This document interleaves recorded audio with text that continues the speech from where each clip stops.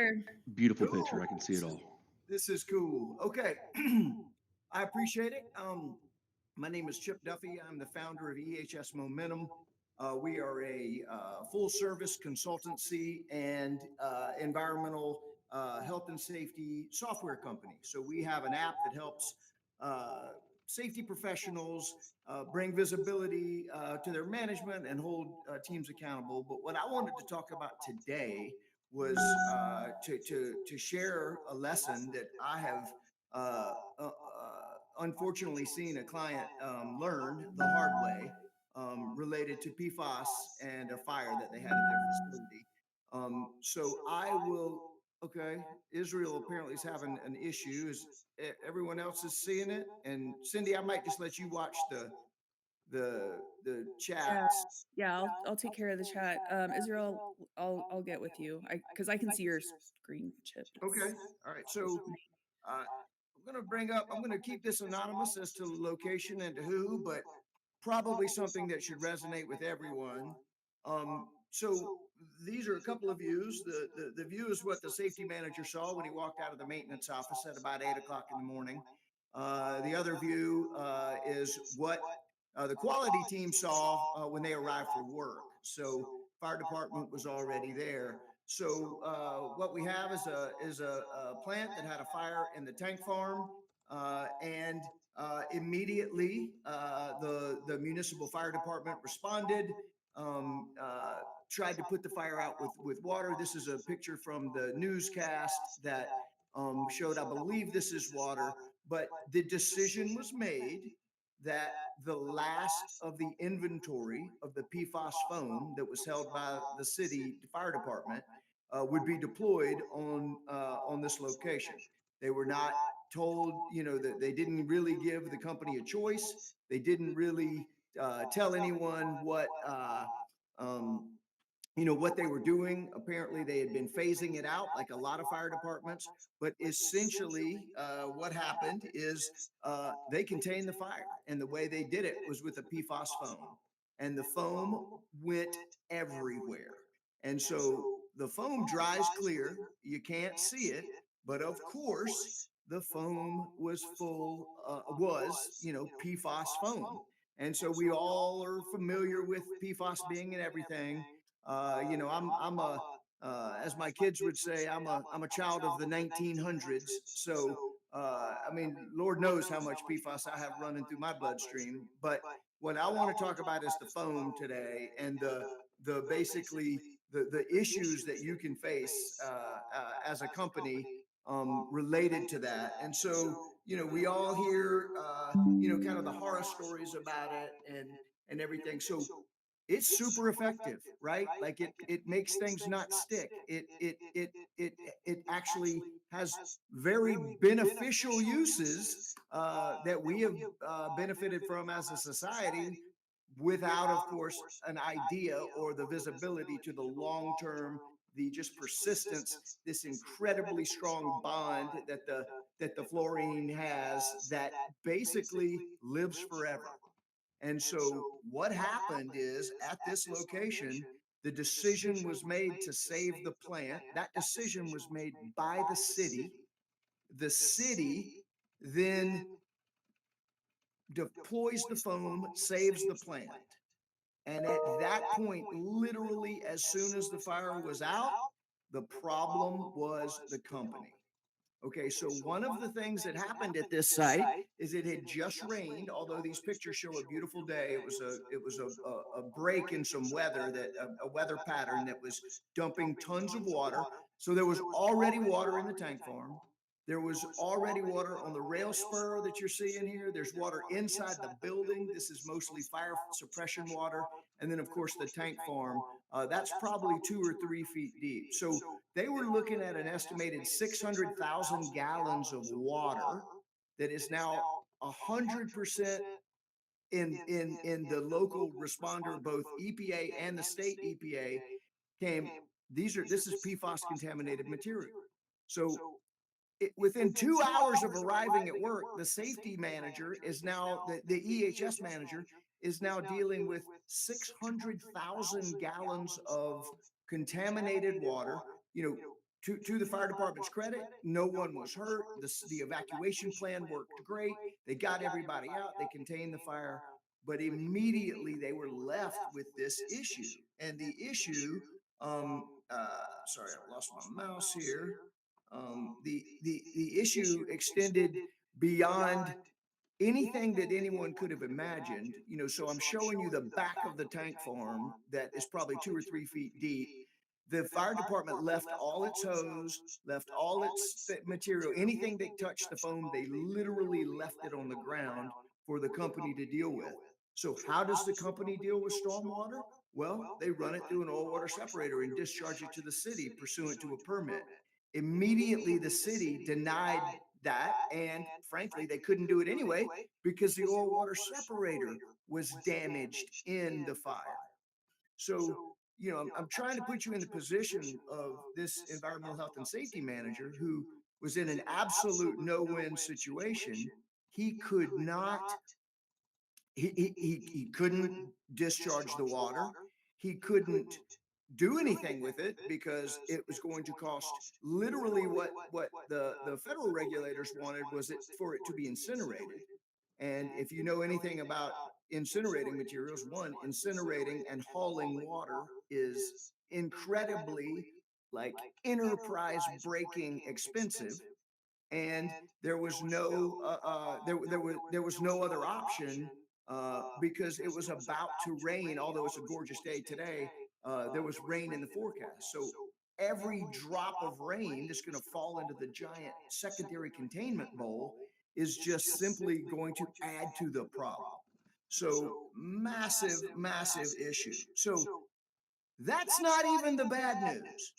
The bad news is when they started to trigger their insurance policies and respond to the property damage and all. What they had not realized is several months before, they just got a new insurance program that contained this rider, a very specific and very broad language that says anything under your coverages. And for people that don't know, the coverages are listed by A, B, C, D, E, and E, and then of course each letter has a whole series of what's covered and what's not covered. If you've ever seen an insurance policy, it's 100 pages long. But this rider covered all of their policies and said that if anything contained PFAS, or was even had a substance containing PFAS, if it had any type of loss that related to it whatsoever, then you get no coverage. So immediately they find themselves in the situation. They've got all this material. They have to at least at one point the idea was you have to incinerate it. You can't even get into an incinerator without paying an absolute premium. There's a line out the door to incinerate materials, and they just simply cannot. And no matter what they do, they're not covered. Now there was some good news here. There was coverage for the property law. The thing that they thought they bought to cover this type of thing was 100% denied because the fire department made the decision to discharge the foam. Now, the fire department may say that, yeah, I mean, they saved the site, so that's great. Um, Not sure if it's going to still be enterprise busting because of just the volume of material. Now, the state they were in had not adopted the federal standard. They ended up being able to put it in a secure landfill after solidifying it. A massively expensive project. They literally were paying to haul water, but it was cheaper than sending it to a RCRA incinerator. Um, but the one thing that this safety team knows is no matter whatever happens with that landfill, they don't have insurance. So they got approval from the state to dispose of it. They solidified it, disposed it in a secure landfill. But if that landfill ever goes under, they're going to be a potentially responsible party, and they will definitely not have insurance. Now, from the insurance perspective, the reason that they are doing this is because of this persistent nature of PFAS. They are the forever chemical. They're super high profile right now.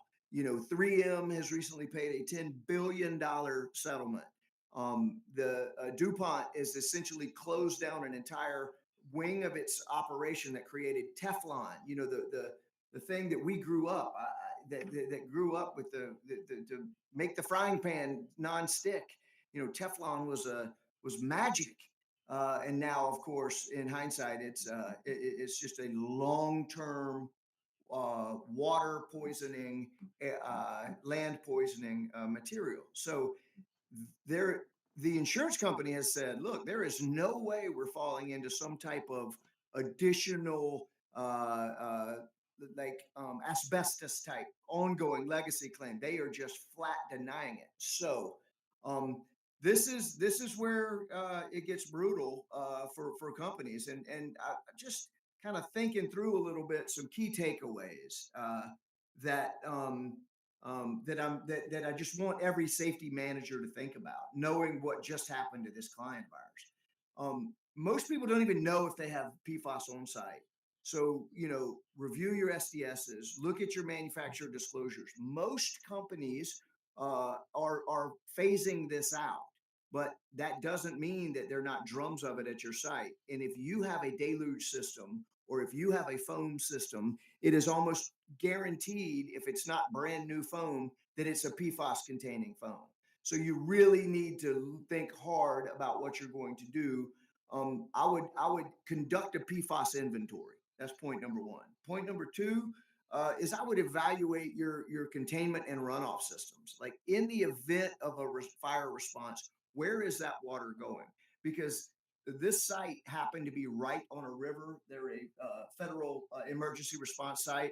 If if if it had breached if it had gone into the drain or it had breached the levee over into the water, they would have uh, 10x the liability that they currently have. So evaluate your containment and runoff. Are you prepared to contain 100,000 gallons of fire water? And is it have you mapped off your routes, your storm drains? Do you have containment? Do you have spill kits available? Do you have a way to protect that containment? That's a good practice outside of even the PFAS issue. But when you think about basically something that is considered almost radioactive now, is, and I don't mean to miss those terms, I'm just saying hyperbole, like PFAS is so high profile, and it's measured in the parts per trillion. If you leak PFAS into the environment, you are going to face some serious liabilities.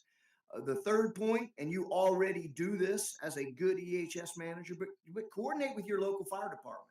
Make sure that you are, if they're using these foams, and I think it's an ARAFF foam, like a AFF 3Fs foam. It's super effective, but it is basically impossible to clean up. And they need a fluorine-free clone foam. That's a hard thing to say. Um, so basically, coordinate with that fire department, even do a joint review, make sure they know you don't want to have the foam, or if you have to have the foam, make sure you're ready to deal with it. Fourth point, make sure you review your pollution liability insurance. A lot of times the safety team or the EHS team is not engaged in that process. This is one that should bring you to the table, and should the CFO should know about. Look for exclusions referencing either PFAS or maybe perfluorinateds or even contaminants. Insurance is great, but they take a lot of effort to kind of move it away, to kind of they giveth and they taketh away. So be very careful what your pollution legal liability says. And then, I would develop some PFAS awareness for your execs and your operations. A lot of people have, I know, like in the airline manufacturing industry, they have to have these foam deluge systems. But there's just the regulations are getting to the point where it is going to cost you more to even deploy it. So a lot of thoughts there. I'm sorry I don't know if I've gone long or not, but I watched this safety team get handed this just absolute S sandwich, and have to deal with just one thing after another while the rain's coming in. These are decisions that are being made on the fly with weather bearing down on them, trying to coordinate with the federal regulators, the state regulators, and of course the city, deployed the last of its foam inventory and just walked away. So it's just a brutal situation, and it could happen to anybody. So the best thing about this whole thing is that no one got hurt and they were able to save the facility. But anyway, I don't want to. I'll stop there. I hope everybody. I'm gonna bring up just a slide on EHS momentum. I hope everyone will come visit us in the room. We'll be around all day.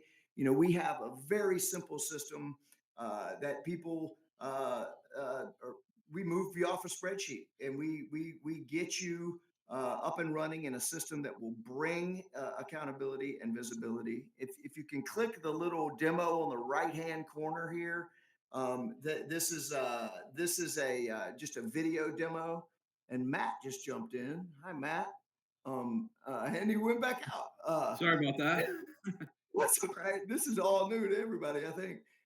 And then if you're interested in a demo, that will be Shane and I will be down in our room in the EHS Momentum Gold room. Looks like we have a big fancy conference table. And if you're interested in just scheduling a demo, you can click that link. And so I think I'm getting the hook. So I'll stop. Happy to talk about this with anybody, and I really appreciate everybody's time. I appreciate Headcount sponsoring this, and we're just proud to be a part of the Safety Nights. Thank you, Chip. That was a lot of great information. As Chip mentioned, he is hosting the EHS Momentum Discussion Room, which the title of the room is War Stories. So I'm sure that's going to be an active one. Shane Matthews, as he mentioned, is also going to be hanging out in that room as well. So be sure to pop